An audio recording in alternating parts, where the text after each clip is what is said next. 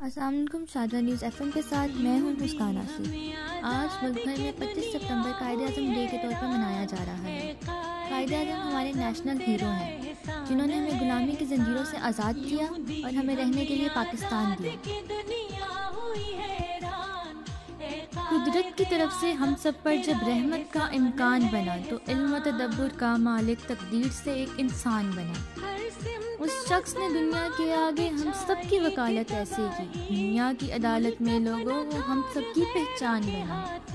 پھر اس کی قیادت میں لوگوں ہر سمت مسلم ایک ہوئے، کفار سے لڑنے کا جذبہ یوں ہر دل کا ارمان بنا۔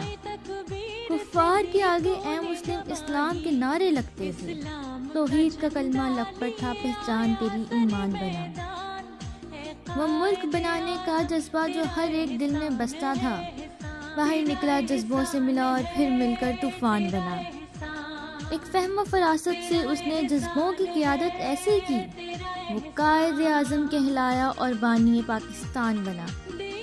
یہ نام نبی کی برکت تھی اور اس میں علی کی قوت تھی، اس شخص کے آگے ٹک نہ سکا کوئی یہ نام نبی کی برکت تھی اور اس میں علی کی قوت تھی، اس شخص کے آگے ٹک نہ سکا کوئی بھی اگر شیطان بنا۔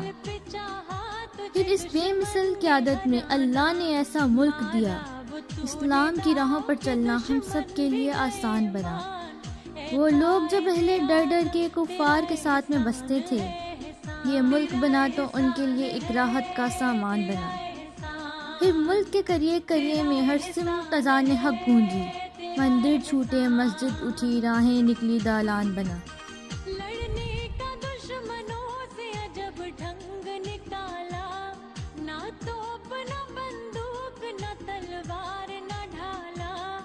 سچائی کے انمول اصولوں کو سنبھالا، پنہا تیرے پیغام میں جادو تھا نرالا، ایمان والے چل پڑے سن کر تیرا